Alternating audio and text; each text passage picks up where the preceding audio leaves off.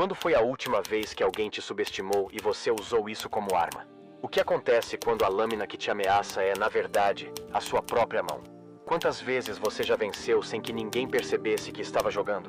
Alguns constroem muralhas, outros se vestem de ferro. Os raros, os que importam, aprendem a se blindar com o que não se vê. Você já esteve diante de alguém que parecia frágil, quase dócil, mas que, no instante certo, virou o jogo sem levantar a voz? É assim que o metal se esconde sob a carne. Frio, preciso, invisível. A maioria vive como vidro exposto, transparente, fácil de ler, pronto para estilhaçar. O mundo aprendeu a explorar esse vidro, e você, talvez, já tenha sentido o corte dessa exploração mais de uma vez. Mas existe outro caminho. Um caminho em que você não oferece superfície de ataque, em que suas intenções são um território sem mapa. Essa inteligência não precisa vencer rápido, ela sabe esperar, e cada segundo de espera é um passo que aproxima o outro do erro. Quando finalmente age, não há resistência, porque a luta já estava perdida antes de começar. A força mais perigosa não é a que grita, mas a que observa. Quem age cedo demais se expõe, quem espera demais se perde. O equilíbrio está no cálculo. Mover-se quando o outro já não tem saída. É a arte de estar presente sem ser notado, até o momento em que ser notado significa dominar. O metal sob a carne é forjado na leitura precisa de comportamentos, no mapeamento de fraquezas que o próprio dono ignora. Você não enfrenta diretamente. Você cria o terreno onde o outro tropeça sozinho. Essa não é uma habilidade que se aprende em livros. Ela nasce da dor de ter sido enganado, traído, subestimado. Cada ferida que você tentou esconder virou uma lâmina polida, guardada atrás do olhar. E a beleza dessa lâmina está no fato de que ninguém sabe que ela existe até senti-la encostar na própria pele. Existe um poder brutal em parecer inofensivo. O mundo relaxa perto de quem não exibe dentes. E é nesse relaxamento que a guarda baixa, que a armadura se abre, que as portas são destrancadas. O metal sob a carne não precisa brilhar para ser afiado. Ele não precisa de ameaças. Sua presença já é a ameaça. Você não precisa vencer no momento do confronto. Vence quando o outro percebe que cada movimento dele já estava previsto. Vence quando suas reações não são impulsivas, mas calculadas. E isso desmonta qualquer adversário, porque lutar contra alguém que não se altera é como tentar cortar água com uma faca. A lâmina não encontra resistência, mas também não causa dano. Aqui está o paradoxo. Sua suavidade aparente é a couraça mais dura que existe. Sua passividade estratégica é mais ofensiva que qualquer ataque frontal. Esse metal não nasce pronto. Ele é moldado no atrito com o mundo, no peso dos olhares que tentaram atravessar você, nas palavras que tentaram desmontar sua confiança. Cada vez que você sobreviveu em silêncio, sem explicar, sem se justificar, mais espesso ele se tornou. Mas cuidado. O metal sob a carne não é para ser usado em qualquer batalha. Ele existe para o que realmente importa. Não gaste sua precisão com guerras pequenas. Não se afie para lutar com quem não vale a lâmina. Olhe para dentro e perceba quantas armas você já tem escondidas e quantas delas estão sendo gastas em combates inúteis. Às vezes, a vitória não é um corte visível. É o frio da lâmina encostando na pele de quem nunca imaginou que você estava armado. E você guarda essa arma de volta, sem que ninguém jamais saiba que ela saiu da bainha.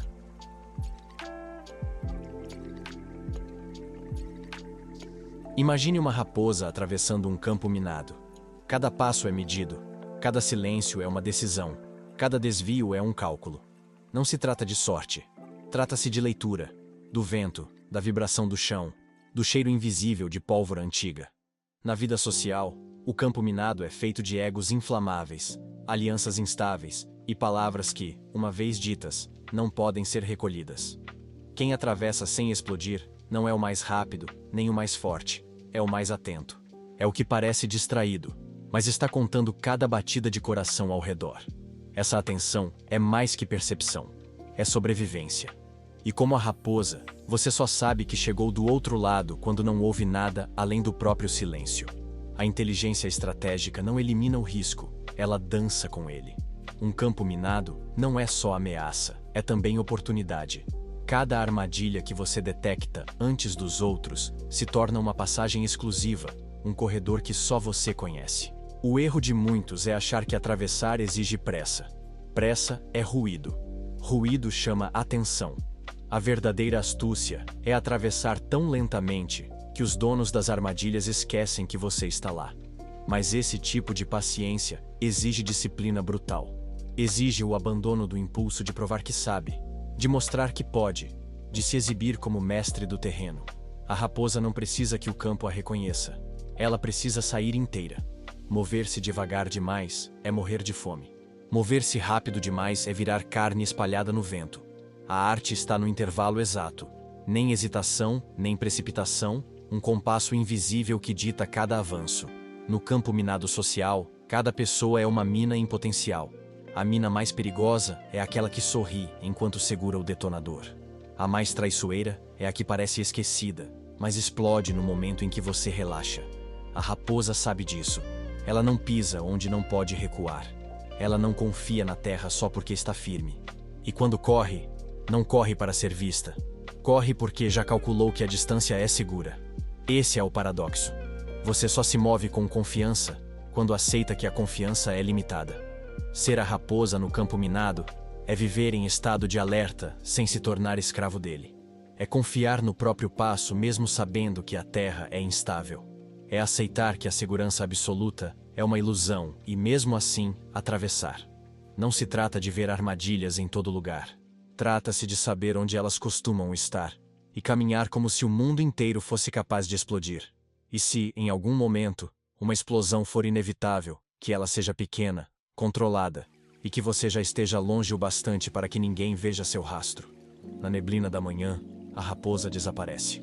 O campo minado permanece intacto, esperando a próxima criatura que ousar atravessá-lo. Mas ela já está longe, e o silêncio que deixou é mais perigoso que qualquer explosão.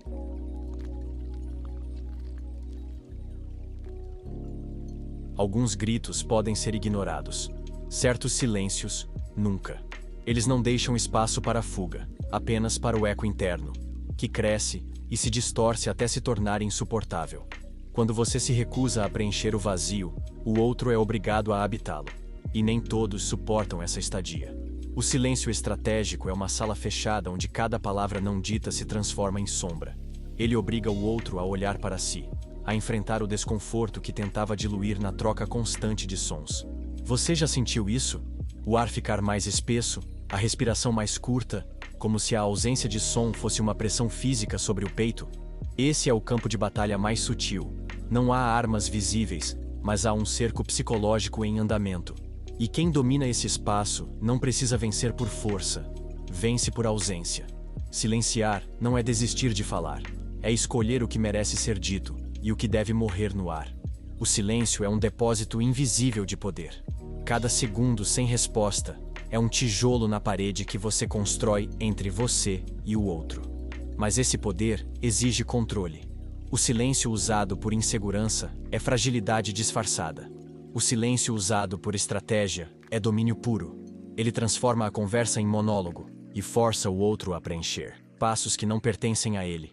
Em um mundo saturado de barulho, o silêncio é uma provocação. Ele diz: eu não preciso provar nada. Eu posso esperar. E nesse tempo de espera, você observa, mede, decifra. O outro entrega mais no desespero de quebrar o vazio do que jamais entregaria sob pressão explícita. Há dois tipos de silêncio: o que acolhe e o que ameaça. O primeiro acalma, devolve fôlego, permite pensar. O segundo aperta, retira ar, desestabiliza. E é desse que falamos aqui.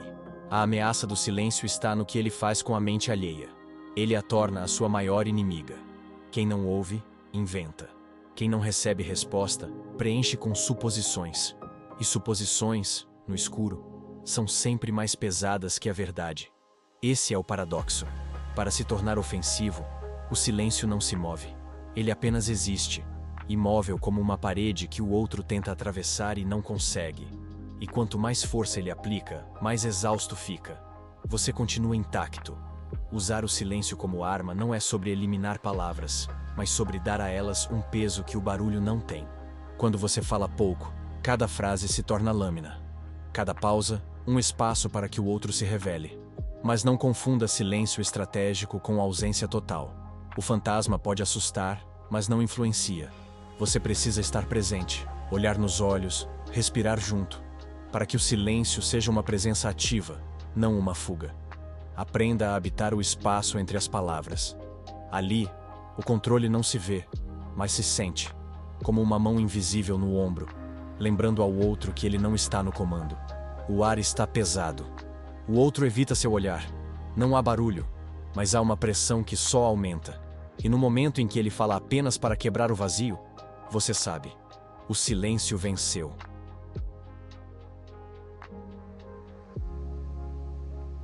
Há quem desvie o olhar por educação, há quem o faça por medo, mas existe um tipo de pessoa que não desvia, não por arrogância, mas por decisão.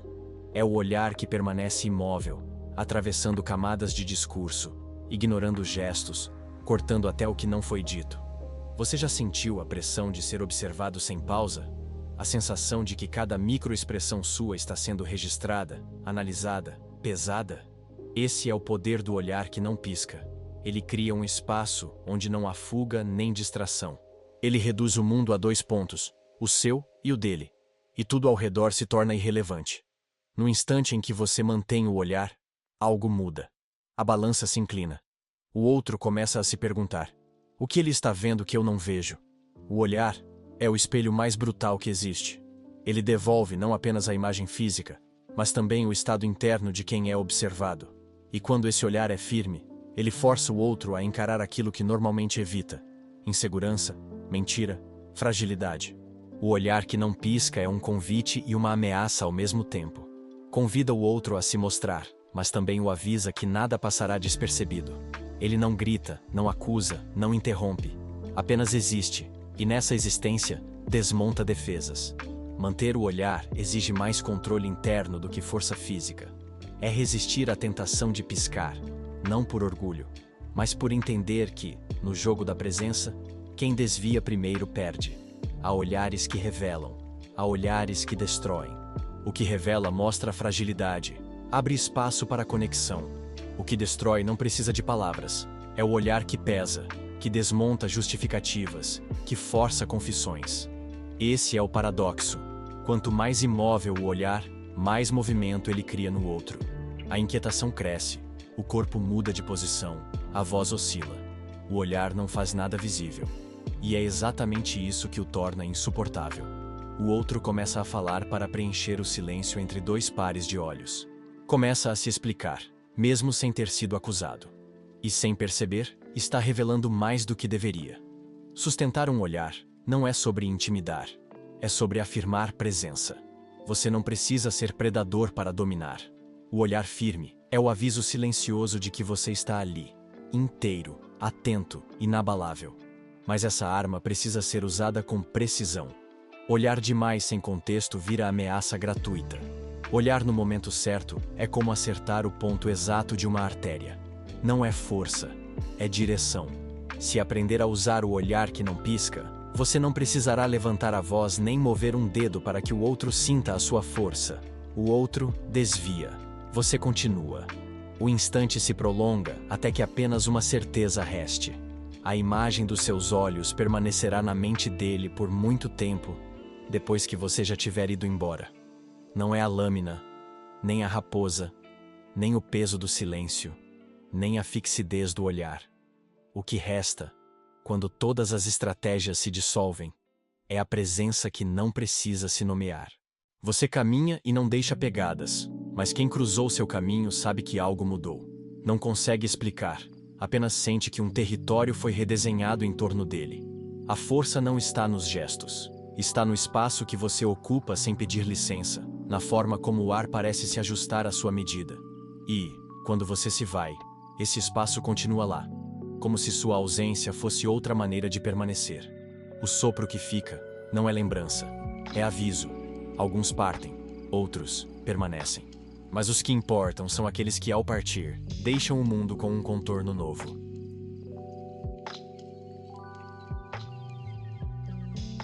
Há um momento em que o ar deixa de ser neutro.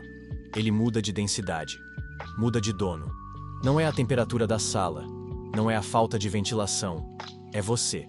Seu corpo ainda, o olhar fixo, e uma presença que não se move, mas reconfigura o ambiente inteiro. A outra pessoa respira.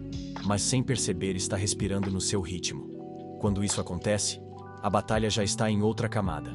Quando o corpo se torna território, cada fôlego é um posto avançado. Cada pausa é um cerco invisível. Não é sobre falar alto ou impor gestos amplos.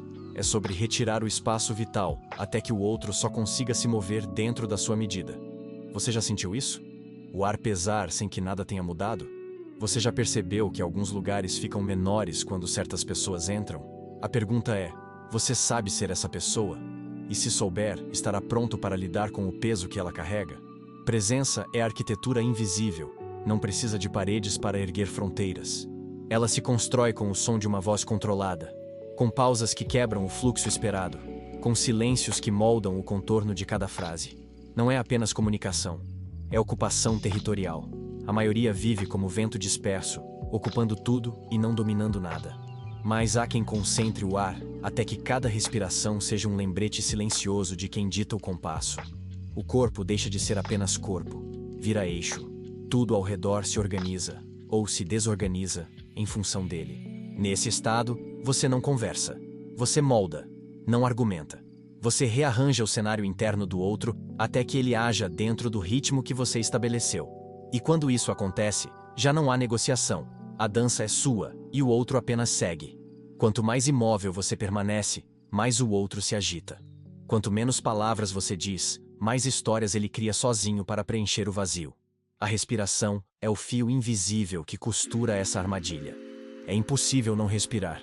Portanto, é impossível não se render ao compasso imposto por quem controla o ambiente. O paradoxo é cruel.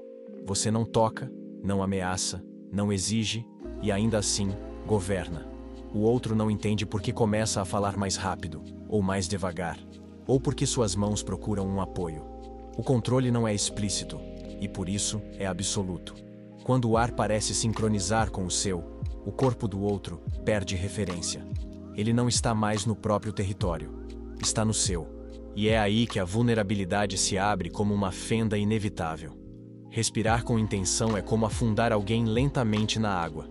No início, ele não percebe. Segue falando, acreditando que está no comando. Mas aos poucos, a superfície some. O oxigênio que ele sente não é mais dele, é seu. E quando percebe, já está dentro do seu ritmo, como um mergulhador que desceu fundo demais para voltar sozinho. Esse domínio não precisa ser eterno. Na verdade, é mais eficiente quando é temporário. Uma captura precisa, aplicada no momento exato para quebrar uma negociação, inverter uma hierarquia ou expor uma verdade que o outro tentava esconder. Ao soltar, a sensação de alívio será tão intensa que o outro associará o seu consentimento com liberdade, quando na verdade você apenas retirou a pressão. Dominar o espaço não é estar acima, é estar dentro. É absorver o ambiente de tal forma que ele se torna uma extensão do seu corpo. Quando isso acontece, você já não disputa, você dita. A diferença é invisível para quem observa, mas esmagadora para quem sente. O verdadeiro perigo dessa técnica é que ela funciona mesmo sem intenção. Uma vez que você aprende a moldar o ar, o risco é fazer disso um vício. E vícios de poder não anunciam quando deixam de ser estratégia e passam a ser identidade. É por isso que todo domínio começa pela consciência, para saber quando entrar. E principalmente, quando sair. O ar volta a ser leve. A sala se expande, a conversa parece natural outra vez. Mas ambos sabem que não foi o tempo que mudou. Foi você que devolveu o espaço, e isso significa que ele sempre foi seu.